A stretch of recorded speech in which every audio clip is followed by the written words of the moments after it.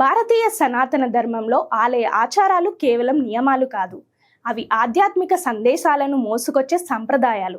సాధారణంగా ఆలయ ప్రవేశం విషయానికి వస్తే మహిళలపై ఉన్న ఆంక్షల గురించి ఎక్కువగా చర్చ జరుగుతుంది. కానీ భారతదేశంలో కొన్ని పవిత్ర క్షేత్రాలు స్త్రీ శక్తి మహిమను తెలియజేసేందుకు ప్రత్యేకంగా మహిళలకి అంకితం చేయబడ్డాయి.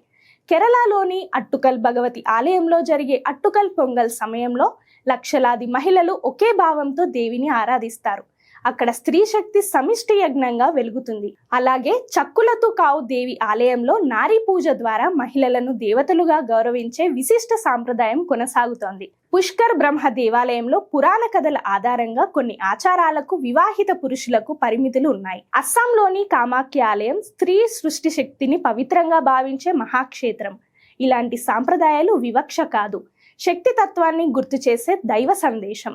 ఎత్ర నార్యస్తు పూజ్యంతే అనే వేదవాక్యం చెప్పినట్లే స్త్రీ గౌరవం ఉన్న చోటే దైవ కృప నిలుస్తుందని ఈ ఆలయాలు మనకు నిశ్శబ్దంగా ఉపదేశిస్తున్నాయి.